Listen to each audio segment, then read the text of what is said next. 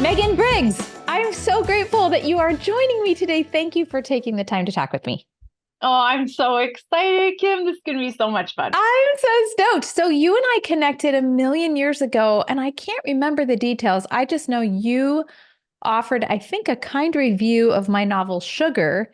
I think that's what happened a million years ago, and I started just following everything you did. I might be making that up, but I think so. I'd have to look way Yeah, back. This is a long time I ago. wish I had a good memory of online communication with people. Once Oh, it kind of heavens. goes in the messages, it like goes from my mind. It's, Bye-bye. yeah. Well, here's the thing. I can see behind you, I'm rounding down to 1.8 million books.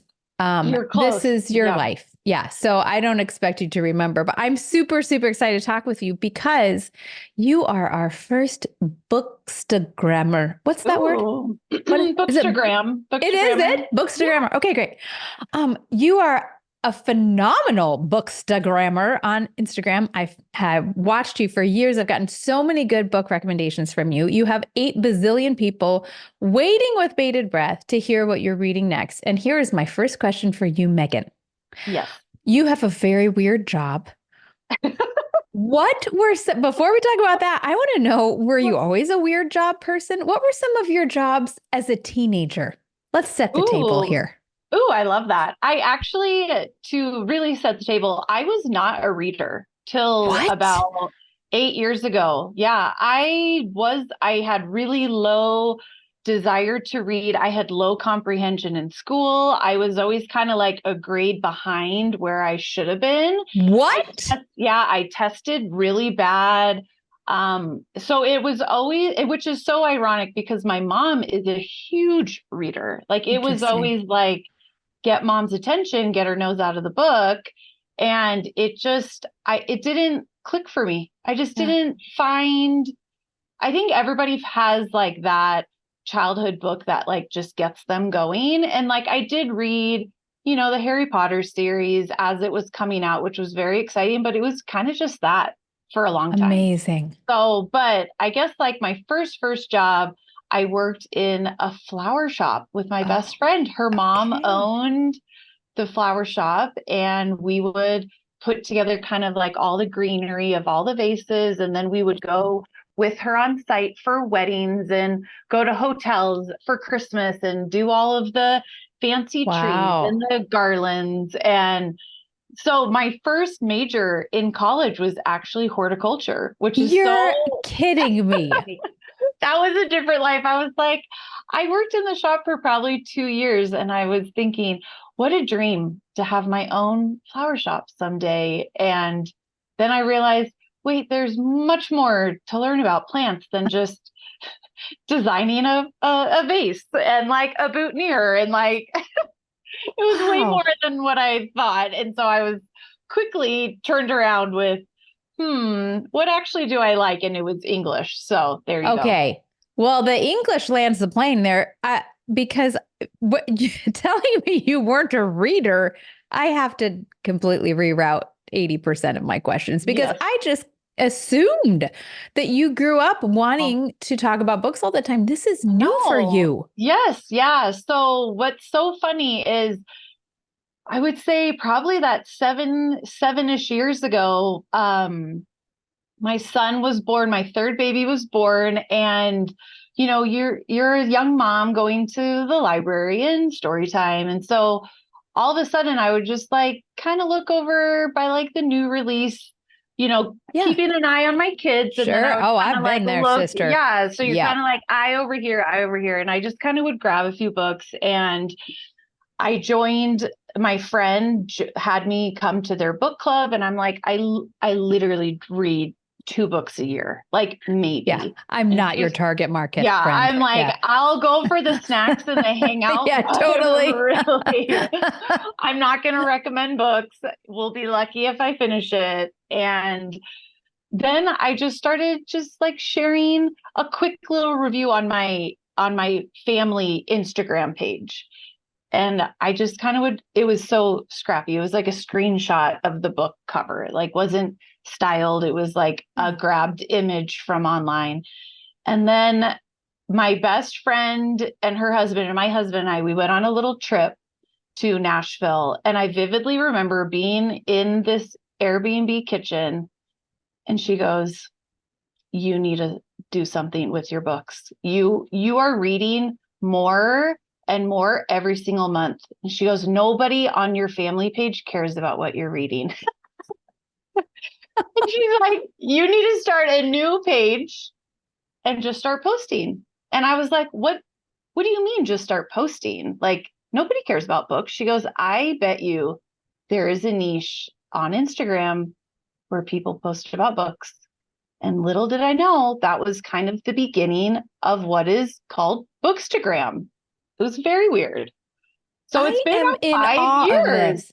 Yeah, it was very weird. And she's like, so then we're like in this Airbnb, and she is a very successful home designer, million followers on Instagram. And she's like, grab a book, grab a mug, maybe like a dishcloth. And she's like, take a picture from over top and just post it with a review and just keep it short and sweet. And then that's where it started. It's so funny. Now that I look Can't back, believe it. without the nudge of her and my husband, I wouldn't have done anything. Okay, And so let's talk about your husband because you've just said you weren't a huge reader no, until this time. I wondered in my preparation for this yes. very interesting conversation that is not what I thought. I wanted to ask, was it a requirement that you date a reader? Is your husband a big reader? He loves to read, but he is an attorney and reads all day and Right. would not like, Totally. he reads maybe 5-ish fictional books a year, Yeah. just, if we're on vacation or over the Totally. holidays. And so his reading is contracts. And Right. for a little bit, I was getting him into audiobooks, but now he works from home full time. Uh-huh. So the book, he's so patient with me because I'm always like, can I tell you about this book that I just finished? And my brain's exploding. And if I don't say something now, I'm going to forget it. And he says, okay. He's like, That's the sure, 50th time let this me turn on month. some basketball. Yeah. So he's so patient to listen, but that's why it's so good to have a bookstagram, is because I can hop on stories and It's be your like, outlet. hey, Yeah. It's listen totally to your the outlet. book. Yeah. Yeah. Yeah. My husband also loves to read, but his work just kind of kicks it out of him. Yeah. I mean, I think of us before we all started our careers, the true self of probably both of our husbands is, yeah, I'd love to read. We just don't, it's just not in us. So when we are older, perhaps when your husband's not reading legal briefs all day, maybe he will indulge. Maybe. He does have a good stack to reach from. He probably has a couple recommendations that you have gathered for him. Just a few. Okay, let's put some numbers on this, sister. We're talking about how much you read, and we're going to talk about audiobooks in a second, but you make a book count goal each year, where this is coming out at the very beginning of a brand new year. Happy 2024. Yahoo. Ooh, huzzah. And I want to know, how do you decide what number is the marker? Because I believe last year, 2023, I believe you absolutely blew your number out of the water, like by June. Yeah. Correct? Yes, you're right. You're right. I always set the goal to 100. Just like rounded 100 nicely. Now, let's do math. Books. 2 books a week? Yeah. Well, if we're really getting down to the numbers, I'll have an audiobook going always. Okay. And then I'll sometimes have a physical, or it will be on my Kindle and I'll read it at night. So usually I have 2 books going simultaneously At the time. just all the time. 2 all the time. But yeah, I give it 100 because if I'm averaging about 9-10 books a month, I know that summertime with my kids home from school, going on family trips, holidays, I try, and it's either the kids are happy and busy out playing at the pool and I can read on my lawn chair, or it's mom's attention 100%. Right. It's either like feast or famine. Yeah. they're ignoring me, I'm ignoring them, or it's mom's Right. all in hands Right. on. So So it averages. yeah. You're So averaging. I just like a hundred. It seems like it's attainable to do 9-ish books a month for me. But yeah, by the end of summer, I hit 100 and I was like, this is weird. And so I was like, well, you're going to have to up your goal because Clearly, you're only halfway through. Okay, let's pause here because the average mortal listening to this, her or his jaw just dropped and yeah. have got to be thinking, how is it even possible? I mean, I read for a living. I read a Mhm. lot. I read coaching client pages. I read for podcast preps for 2 podcasts. I'm reading all the time. And I do not hit 100 books a year. So we're going to bookmark this. See Okay. what I did there? So good. And return back to this because audio is an important piece of this, I think. But before we talk about your insane output, I want to know, how do you pick? How do you choose? I mean, that's a lot of books in a given year. And Oh yet, yeah. hundreds of thousands of books are released a year. So, how do you choose which ones get your time? That's a really great question. And I wish I had this like really like thoughtful, Yeah. very mathematical answer. It honestly is there an audio copy? Yeah. Okay. Do I have an audio and physical? Because I like to photograph a physical, but I prefer to audio because I don't have time to sit. So Okay. do I have both? Because I need content, but also it's whatever I want to read. So Right. even as I've used in past years, I was way more tracking. I guess I was better at tracking pub days for authors to help support them. That a publisher or an author would send their book to me, and I felt this kind of not like obligation, but there was like, if they sent me their book, I should probably have it read by their pub day so that I could give Help my with pre-order recommendation. sales and totally. Yep. And I get it. so that actually was not for my benefit. It Uh felt huh. very forced. It felt like I have to read these 10 books for the month of October so that I could make these kind of markers of pub days. And in my opinion, that's not how natural reading is. Unless for some reason, you know, I'm being like, it's a beta read or it's like a paid partnership opportunity where I have to have this done by due date, Yeah. obviously. Right. But natural reading is not forced like that. And so for the normal reader, there are so many books coming out every single month. And it's like, I think that's why people turn to my page so often is because they're just overwhelmed with Totally. all of these books. And so like a lot of people prioritize the celebrity book clubs like Jenna and Reese and Oprah. And I rarely read those books because I feel so forced to read them. Ah, That it's okay. because people are like, I need a review on the Ah, Covenant of Water. Please read it. Please read it so you okay. can tell me if it's worth reading. And that turns me off. So I don't know what it is. I don't know I what it love is. this. This is so 'Cause fantastic. if I'm not feeling like, okay, I'm ready for like my heart to be broken, Right. I'm ready to like jump into this saga or this, Right. domestic thriller. It's all led by mood, and that's how it should be just naturally Right. anyway. I do try to have those books read because unfortunately content and like the hype books and the certain things definitely lead to more engagement and more just the game of Instagram is always coming back to engagement and content and things like that. So I try and balance that as best I can, but really I'm probably like the cranky reader where I'm like, I'm not going to read it because you told me to read it.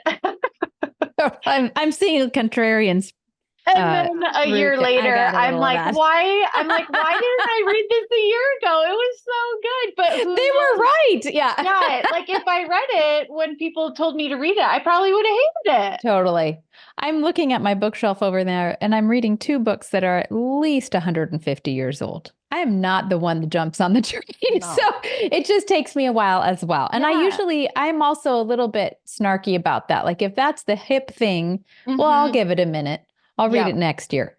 So Yep. I get it. I Yep. have a quick question. You review only fiction, correct? Not And necessarily, but I memoir. would rarely memoir. Okay. Oh, If it's that was a face for those of you not on YouTube. That was a memoir face. when it comes to like celebrity memoirs, I will honestly want No. nothing to do with Yeah, it. no, thank you. But like there was one, um, it was a book of the month. Darn. Oh, the many lives of Mama Love. Oh, She wrote a memoir and she actually I can't remember if she like helped ghostwrite or co-write with Brian Stevenson okay. and his books, and she Okay, was interesting. in this kind of the book world, and her life was just a train wreck. And so I didn't know Brian somebody Stevenson used a ghostwriter or I worked with I some can't remember or exactly how co-writer, however. she Yeah, okay. something, but she was kind of involved with um his books are anyway, but she had a very fascinating life and she narrated her audiobook. And Uh-huh. so one of the cool things about book of the month is now they're doing audiobooks, so you can use your credit Ah, to either grab an audiobook or the physical. And so I grabbed an audio and I loved her narration. And this was in midst of this summer when I was training for a marathon. And I was like, sometimes audiobooks don't hit when you're out for 4 hours on a run, but her narration just captivated me. And okay. I could not stop listening. So it has to be a pretty juicy story, like nonfiction, Right. To get you in. um, to get me in. But Yeah, I can't even think of one single thing that would get me to do a 4 hour run. So that's another way we're different. I need to ask real quick. You yeah, mentioned paid partnership, and I'm so curious about this. You create fantastic content. You have a lot of people listening to you, but you do not have ads, as far as I saw on Instagram, very correct? rarely, very And rarely. so, and I've gotten so much good stuff from you, but you've never asked me to pay you. So many good recommendations. You've never asked for a monthly fee. So how does that work on Instagram for bookstagrammers to make that a business? Is it paid partnership that I don't ever see on your feed? This is kind of tricky, and I can only speak for myself, but what I found is there is really not that much money to be made as a bookstagram content creator in the world of books, Mm-hmm. meaning working with publishers, working with audiobook companies.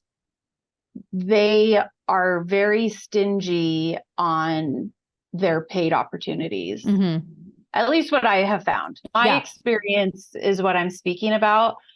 And, you know, after you've been kind of in the biz for, 5 years as I have, when you get a book in the mail, that novelty is like gone. It's Yeah. not, do you know what I mean? Are you kidding me? Like I've got stacks by my front door. yeah, I it's just, want PDF at this point. It's just too many. Yeah. yeah, it's just the physical book, or it's like I need the book to read the book. Do you know what I mean? Right. So like Right. that's not like a paid exchange. Right. I actually need it if you want Yeah. me to read it. Right. So the research that I've done within like that world, if there's actual paid opportunities, I think it's very few. And so what I have found with trying to make this a business, because it does, This I is have, a job. Yeah. this is a job, and being a content creator is a job. And I have found that there's tons of companies that want to work with content creators that might not be book driven, Right. but if you're able to kind of work it in an organic way. And there's so much that I post like in my stories about my life, about my family, about marathon training, about like what I'm kind of up to, where people get to know me in a personal way. Mm-hmm.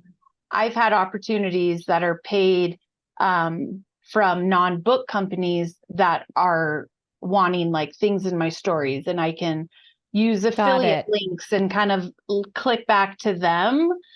But it's an interesting, I've learned a lot, and it also feels a little disappointing because if I if say like a company, a publisher reaches out to me, they want me to create a reel for this book coming out, and they send me a PR box with the book and goodies and things.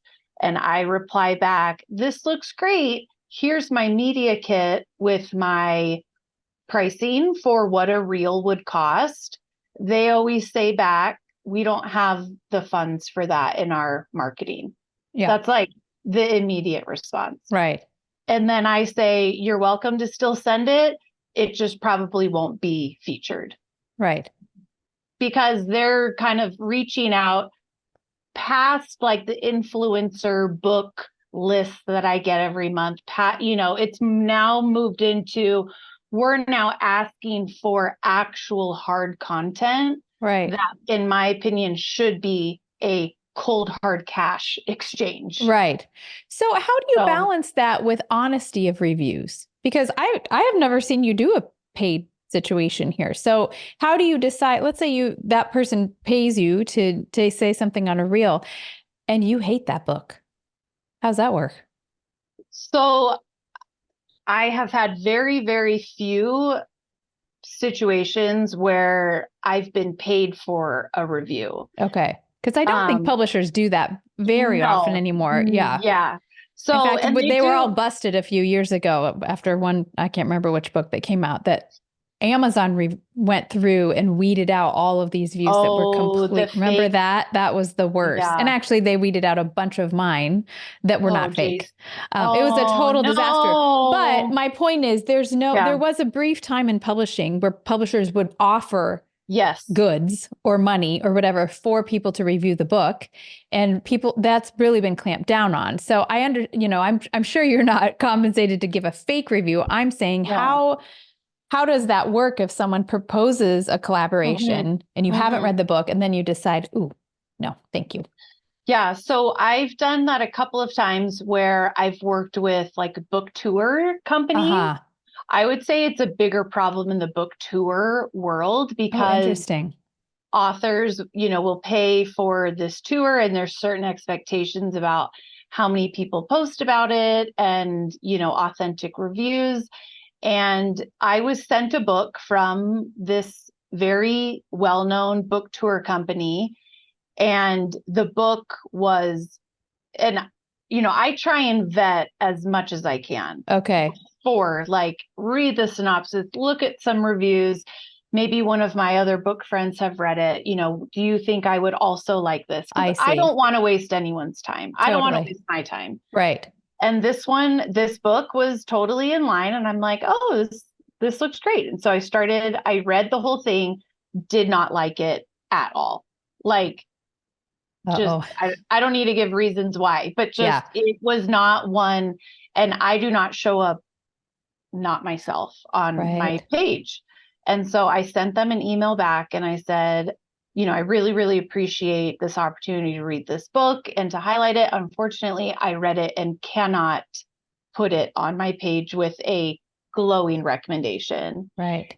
And they responded back and said, well, you could probably find one thing you did like about it to Ooh. post. Yeah, it was not good. And I said, unfortunately, that's not How what I Megan's roll. book club does. So unfortunately, this is not going to go any further. And I haven't worked with that book tour ever since. Wow. It felt very telling of who they are, of that the bottom line is content and recommendations, whether they're real or Yeah. phony. And I think that's one of the hard things to kind of weed through Mm, in this very saturated book market is, finding the person that actually tells it like it is. So right. I guess I've taken that on myself, and Yeah. it's bit me in the butt a few times being too honest. And other time, most 95% of the time, people appreciate the honesty. So, Right. yeah, I feel like that character trait is really in short supply. So I applaud it. Well done.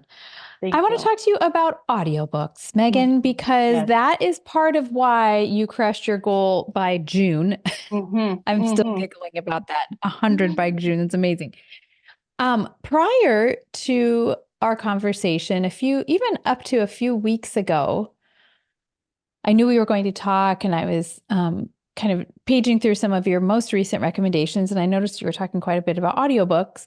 And I have never loved audiobooks, particularly fiction. I had such a hard Hmm. time with fiction. A long time ago, I tried fictional audiobooks. I have actually, like, returning to the celebrity memoir, I did recently listen to Bono's audiobook. And it's fantastic. It is so, so good. Oh, But it's Bono. Like I every know now and it's then he'll Bono. like break into song spontaneously. And they wrote Okay, that special sounds like mini amazing. songs for the very beginnings of every chapter. It's so good. I would highly recommend that. I'd love it if you listen to that and let me know what you think. Oh, okay. But in general, I have avoided audiobooks in part because I am a nerd reader and love to hold the book. Mm, I smell the paper, Megan. I'm that weird. mm. But with your recommendation, I thought I'm going to try it. You recommended one particular, you have actually I'm great nervous. I'm recommendations for nervous. audiobooks. Oh no. Okay. And I just found out that if you are a Spotify premium person, Yes. you get 15 hours of an Yep. audiobook and I also love Libby. But Hmm. in general, I've not done a lot of that. I picked up Vera Wong's Mm. Unsolicited Murder Advice or Advice for Murders. That was your Yes. recommendation. Yep. I You loved love her. I know. that book. It was so funny and so smart and tender. And here's the thing, Megan, Yes. the narrator. Oh, she's a real person. I'm convinced. Vera Oh, Wong is among us. She is real. that It's so that good. reader was amazing. Yep. I think you wrote And it's somewhere only you feel one. like you're there. It's just one. Just And she one does woman. the voices She does for of all of them. everyone. Yep. So I guess that's my follow-up. First of all, thank you for that recommendation. I'm also listening right now to the Guernsey book that I have read. The I read best. that a I know. million years ago, but I've read it 4 times and the audiobook took it to the next level. Yeah. I've seen the movie. I love it all. So, how important is the narrator? Because that's Oh, part yeah. of why I'm so leaning on your recommendations for this, because I don't think all audiobooks are equal. Just No. having someone read the book, that's a no. And I want your recommendation for this because I'm getting ready to go in and record my new book on audio. I've never done that before. So, Oof. give me tips and tricks. So definitely, like the narrator I listen to so many audiobooks that to me, when the narration is like a full cast, or um, I can pick it out pretty quickly now, where I'm like, this is not a regular narration. Okay. Because like I've been at the end of the year, I always like to do my top books of whatever. So like top books of the year or top audiobooks. And since I read so many audiobooks, I did a top 15 audiobooks of 2023. And there were quite a few that I gave 5 stars, like The Gifted School. That was a 5-star book, but it was not a 5-star audiobook. It was one Interesting. narrator. It was done well, I think above average, but it wasn't like, it was one narrator. um, it didn't hit the same way as some one narrators can do it. So hold on a minute. You were reading physical copy of that book and listening at the same time because you're comparing them. I Or was that was only saying audio just and you're so thinking, I did okay, have the physical. So I'm like the audio hyper, like I do, if I'm doing an audio that has lots of characters yeah, or changes timeline, there's something about seeing the format of the book for me okay, that creates a better audio experience. okay, While it's not perfect every time, but when I have both formats of I'm listening and I am just kind of following along with the chapter headings and I can see like, oh, it's December 1945. Okay. Or it's so and so's point of view chapter. When I see it physically, it helps to just remember the story okay. audio wise. But The Gifted School was an incredible book. I loved the story. I just didn't love the narration. And Uh-huh. so it wasn't like I would recommend it 100%. I think physically reading it would be a 5-star experience. I just didn't love the narration. And Right. so that's why I didn't put it in my top 15 because those are like the Vera Wong narrations. Yeah. And there's one that I read I think, was it this year or last year, but it's called The Family Game by Catherine Stedman. Okay. And in that audiobook, she pours a glass of water. You can hear the picture, like, I don't know if it's some like she pulls off the top and like pours this glass of water and there's transcripts and there's like it just I remember I like stopped everything and I'm like she just poured a water glass. Like it was so immersive that You you were in it. feel I That's the was like thing. so captivated. And for as many audiobooks as I listened to, when those things stand out, like the Lisa Jewell book, None of This Is True, is the most mind-boggling book. I read it physically and then I got an audio copy from the publisher. It had podcast clips, it had several Oh my narrators, gosh.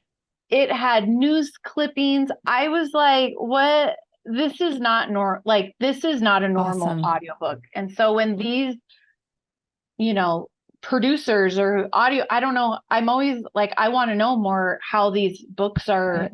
made. And when they decide, you know what, you're going to pour a glass of water, like Who decides that? who Or did decides she that? decide it? Yeah. I have Oh, no I'm idea. super excited. This is very helpful to me, both as I go into my next book is nonfiction, and so Okay.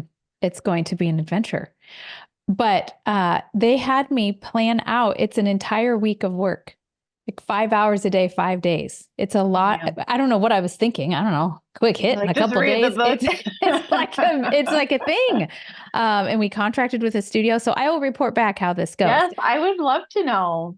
But I love the idea of immersing the reader where you are. And Yeah. so I think that's what hit so well with Vera Wong and with Bono's book. I felt like I was in the van with him in Dublin. I mean, it was just fantastic. So, okay, I pepper the last part of this conversation with what books do you recommend? And I'm not going to do that for you. How long do you have? If people are curious, they need to go to Meagan's book club and figure it out. Probably the best idea. You have so many great recommendations. So instead, I'd like just a couple. Do you have books or series that everyone else loved and you know?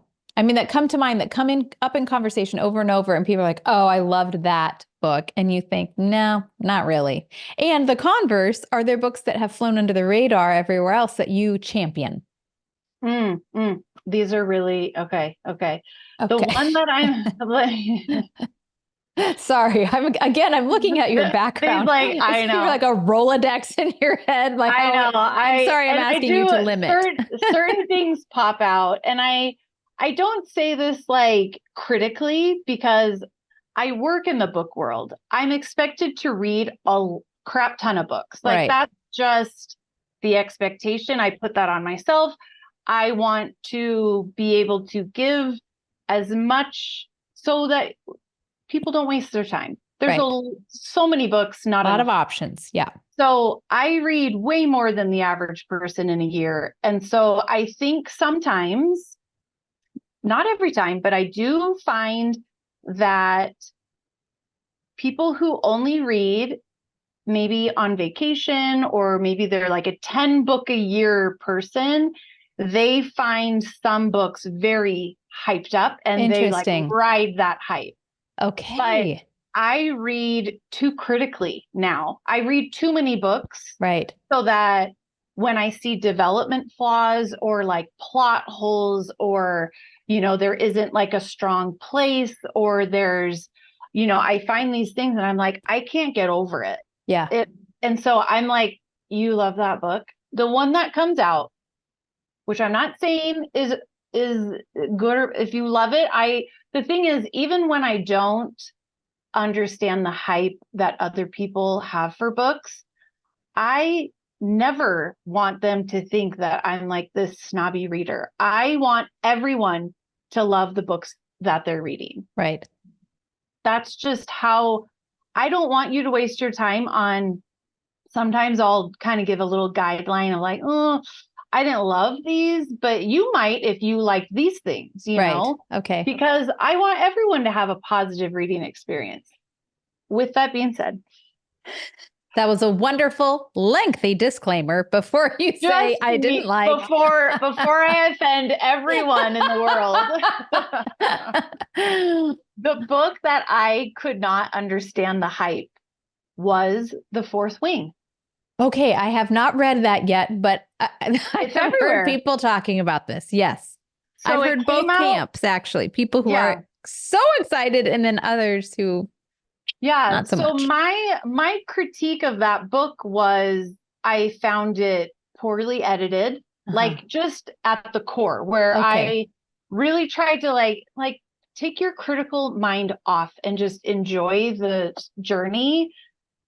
I found it very just poorly edited. I didn't find it original. It felt like a hybrid of several other stories that we all know about.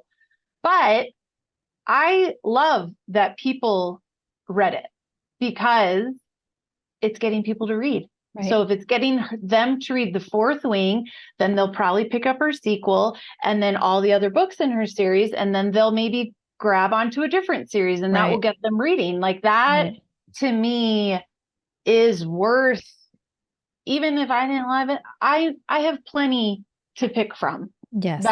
Yep. I'm not a fantasy reader. And so it's hard for me to like get there, but there's a huge world of readers in this kind of fantasy romance. And if they're in that camp, they're the ones that should recommend those books, know? So when I read like one fantasy, one or two a year, I'm not the person to ask. And so the good thing about the Bookstagram community is that I'll say, people will ask me, oh, I need a fantasy. And I'm like, my friend Simone and my friend Lauren are better. They read tons of fantasy. Yeah. Let's ask them. Okay. That's great. Any books that you have thought, this is such a great book, I wish it got more attention? I'm sure you have a lot of those, but what comes to mind? Well, the book that I feel like flew under the radar, and this was a few years ago, and I think it's in the other room. And now I can't remember the full title. It's okay. We look these things up and put them in the show notes, so just do your best. Tuscany's in the name, I think. Sister. Here, hold on. I did it for book club. Oh, what is it called? Tuscany. Lori Nelson. She's gonna kill me because I did it for book club and I love her so much. No, don't. This all is edited out. I have a wonderful producer who will totally. The Star-Crossed Sisters of Tuscany. Star-Crossed, yes. Okay, so I'll have you just start with the title. Okay, So the book that I think flew under the radar was The Star-Crossed Sisters of Tuscany by Lori Nelson Spielman. We did that as our book club in 2021, I think, and we chatted with Lori on our discussion. And it's like historical fiction that feels not history overload while also having beautiful romance that's not caca, like not Yeah. overly done. Did you just say caca? You know what I mean. Oh, you have no idea how I know. But it's I used like, to write rom-com, sister. yeah, Came out on, it's not 50 Shades. It's a half a no. shade. That's what I used to say. Yeah. It's a half a shade. Yeah. So like just beautiful romance, but I love that it like just had these beautiful storylines and alternating timelines. Anyway, I always talk about that book. I recommend it to like every female in my life. I love think this. everyone would love it. The second one, I think people don't give it a shot. And now it's hard because there is a movie about it, is Frederick Bachman's A Man Called Uwe. And Tom I Hanks. love all Yeah. Bachman, actually. I think he is magnificent. Yeah. He's the best. He's the Yep. greatest. But And I did not see feel- the movie. Did you see Okay. the movie? Should I not see the movie? Because it's not called that. A Man Named Otto or something like that. Yeah. Yeah. If you've read the book, I think I love the movie actually. Okay. I watched both versions, the Swedish version with subtitles. Oh, I didn't know think there it's was better, one. but it's very similarly done. I think Tom Hanks did it justice. He Okay, did a good great. job. I'm glad you said that because I love Tom Hanks. Okay, Yeah. proceed. But the book, a lot of people like, that's one that is always debated on. And now I'm remembering all the books that everyone loves that I hated. And that might be a new episode. That's a different conversation. There's another one that just came to mind. I'm like, no, we can't open that can of worms. But Uwe, you've got to say it. Just say the title and we won't talk about it. Okay, the one that I will get in a verbal conversation, altercation, a feisty convo is Educated. Oh, okay. I actually really loved it. But I fight no one about books, so you can feel free to hate it. It doesn't bother me at all. It's okay. It's too long of a conversation to explain myself. But that one was a struggle for me. But everyone disagrees with me. But with The Man Called Uwe, I've had lots of people. I'm like, what is the book that I loved that you hated? That's one of the top. That comes up. Okay. I had a conversation with a very dear friend once that I thought we had very similar. Often we have similar reading interests, and she could not handle that book. Did not like it at all. So it doesn't hit everybody, but I really loved it. I know. I just have a couple more. Okay. Tell me about your book club, because you have mentioned it several times. How can folks get involved in this? It's the beginning of the year, so this might be a good time to hop on. Yeah. So for I think this is our 4th year of doing our Meagan's Book Club, virtual book club. And in 2023, when the subscription option popped up on Instagram, I thought that will be a great way to take the book club participants and have our own newsletter, our own communication. And it was a paid subscription, but it helped to provide other tools for book club. We had all except one author on our Zoom discussions. Cool. I feel like it was just one. And they were always amazing with having these authors on. And at the end of December, I was kind of looking into the next year of how can we make book club better? And I just had the distinct impression subscription is not going to work anymore. Hey. And while it worked for that year, it didn't necessarily grow to where I thought it was going to go. And it felt like book club kind of felt stagnant for a few months at the end of the year. And so as we're in 2024 and moving forward, it's back to the whole following, whoever is on my newsletter. So that's where most book club information will go, is through my newsletter, and where you'll get the Zoom link for our discussions every month. I'm so excited because January, we have a very big author already scheduled to Zoom with us at the end of the month. I guess I can say it. It's going to be, let me grab the book. It's going to be, oh no, is there enough cord? Adrienne Young, The Unmaking of June Farrow. Oh, my friend Nicole Bart was just talking about that book. She loved it. So this is our January book, and Adrienne's going to be on our discussion, which wonderful. Is crazy that she agreed to that. And so probably the best thing is to just follow along, join the newsletter, and be a part of a book club, which means that you have to be an active participant, read the book, engage, comment, all of those good things that, I think now that we're out of, the 2020 where so much was virtual, a lot of people are back to doing in-person book clubs. But I do think there's something special about doing author Zooms and feeling very like just the fun group together doing book club. So that's great. It's fantastic. As we go, I would love to do a 30,000-foot question for you, Meagan. Formerly not a reader, now a mega reader. Why? What's the point in your view? Because I'm assuming there's some days, maybe not, that you think, goodness, why didn't I pick something a little less wordy? You read a lot, you listen to a lot, and you have kids who are talking to you a lot. What's in it for readers to pick up a book and dive in? I have my own answers for this, but I'd love to hear yours. I think one of the things that I always take away is that you have to find your niche of books. I think that's really important. Not every book is for every person.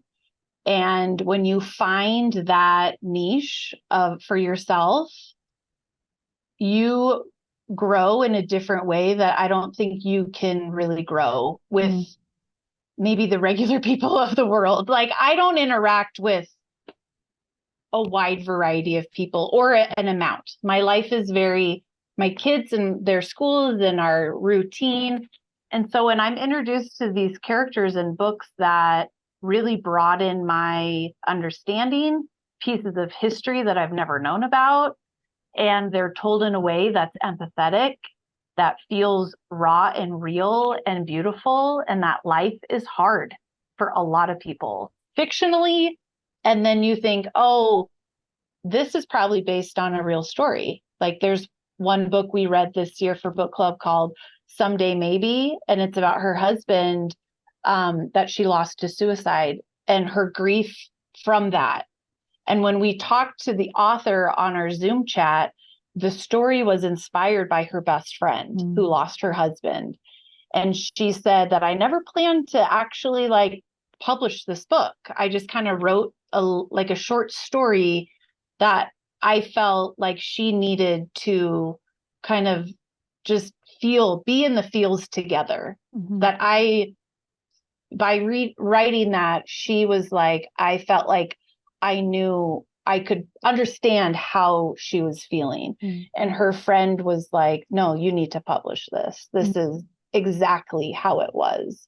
And so it's things like that where I might not have met her personally and been able to share that experience and vulnerability together. But when you read these people's, even if they're fiction, I just think I have learned so much this year that I hope that I can apply in regular life when those people come across my path. So is that even the answer you're looking for? Absolutely the answer. That was fantastic. And that gets to why I write and why I read, which is to remember I'm not alone. Yeah. There's something that happens uniquely in long form writing that we can't necessarily get in a news a soundbite or a Mhm. quick conversation that just requires your brain and your Mhm. head, your heart to stay and to remain. And I Yeah. think there aren't very many spots where we do that. So Yeah. thank you for your fantastic work in helping us find great books. Yeah. Meagan Briggs of Meagan's Book Club, I so appreciate your time today. Thank you and Happy New Year. Thank you and Happy New Year. And thank you so much for chatting. This was so fun.